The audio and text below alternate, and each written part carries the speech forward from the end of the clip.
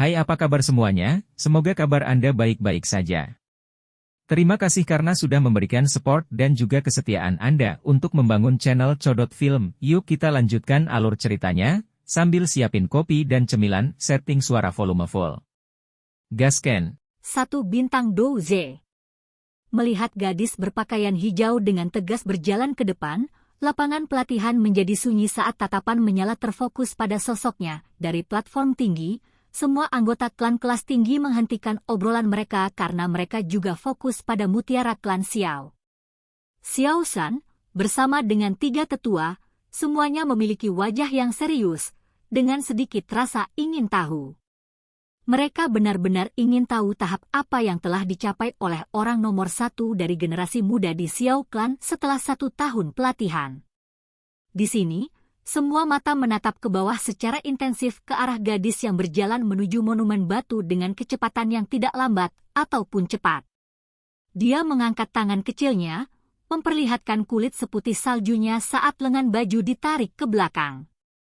Saat tangannya yang berharga dengan lembut menyentuh monumen batu, Sun Er secara bertahap menutup matanya saat Douki batinnya dengan cepat menguat.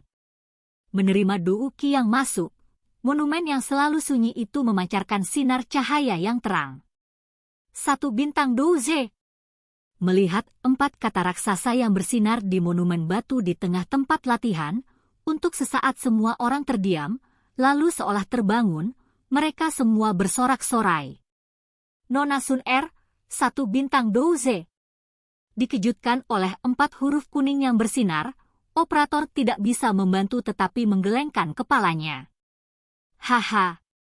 Douze yang berusia 15 tahun, dia benar-benar. Mendengarkan pengumuman penguji, Xiao Shan menarik napas ringan tetapi kata-kata terakhirnya menjadi bergumam. 3 tetua dengan ringan mengangguk saat wajah mereka menunjukkan keterkejutan mereka. Meskipun masih ada sedikit perbedaan dengan pencapaian Xiao Yan menjadi Douze ketika dia berusia 12 tahun, kecepatan latihannya ini bisa dianggap mengerikan. Di tengah tempat latihan, Xiao Mei yang baru saja dikagumi semua orang, juga dibuat pusing oleh 4 kata yang bersinar di pilar batu.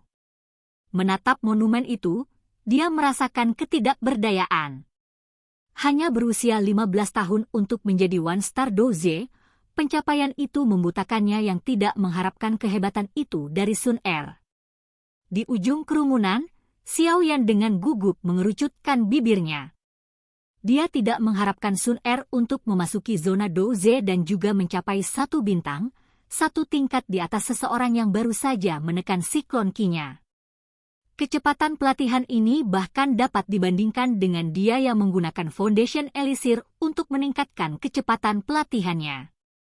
Sun Er mengabaikan orang lain dan mengerutkan alisnya dengan tidak setuju seolah dia tidak menyukai perhatian itu. Kemudian dia berjalan kembali ke kerumunan dan memperhatikan keterkejutan Xiao Yan, dia tersenyum main-main. Jangan terlalu bangga.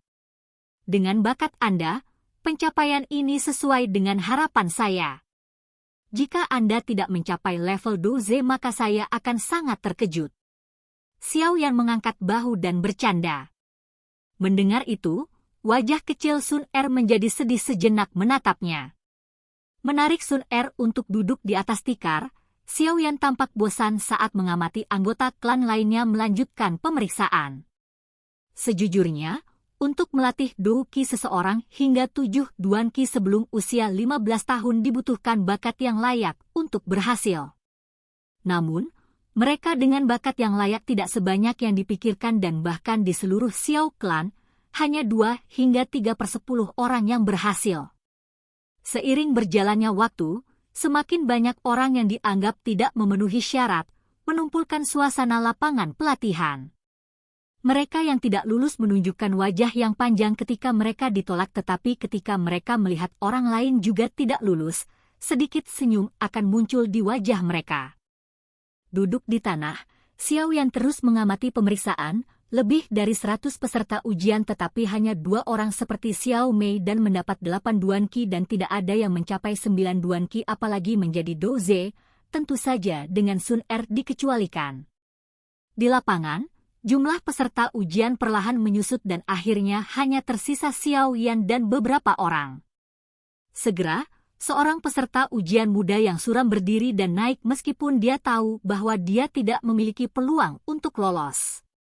Untuk selusin peserta ujian terakhir, semua orang tahu bahwa orang-orang ini berada di bawah klan dan jika bukan karena pemeriksaan yang adil, mungkin orang-orang ini akan didiskualifikasi tanpa pernah diuji.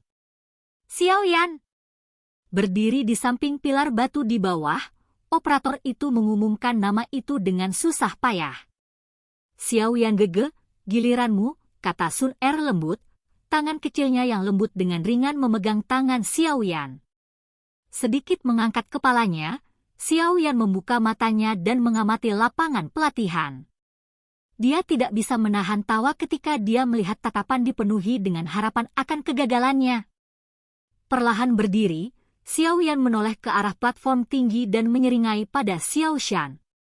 Melihat putranya maju ke depan sambil tersenyum ke arahnya, Xiao Shan dengan riang menganggukkan kepalanya sementara satu tangan membawa cangkir teh ke depan dan dengan lembut berbaring di kursinya. Diam-diam menghirup, Xiao Yan dengan percaya diri berjalan menuju pilar batu, matanya memancarkan cahaya aneh yang membuat anggota klan yang tertawa melebarkan mata mereka. Di bawah tatapan kompleks, Xiao Yan akhirnya sampai di monumen hitam. Melihat pemuda berpakaian hitam di depannya, penguji menghela nafas secara internal. Tahun itu, ketika Xiao Yan menciptakan keajaiban, dia adalah orang pertama yang menyaksikannya tetapi dia juga saksi dari langkah sedih jenius 3 tahun setelah kilau cerah itu. Jika keajaiban hari ini tidak terjadi, ini juga akan menjadi terakhir kalinya pemuda ini diperiksa. Di tempat latihan, tatapan intens terfokus pada Xiao Yan yang dadanya perlahan naik saat dia membawa tangannya ke depan dan meletakkannya di atas pilar batu yang dingin dan keras. Pada saat ini, semua orang memusatkan pandangan mereka pada monumen itu. Mereka semua tahu bahwa ini adalah terakhir kalinya mereka melihat jenius yang pernah mengejutkan seluruh kota Wutan dalam ujian Douqi. Monumen batu terdiam sesaat sebelum cahaya terang padam. Di atas tugu batu ada kata-kata kuning cerah, membuat semua hati di lapangan berhenti sejenak. Do Zili. 7 Duan. Silakan pergi ke.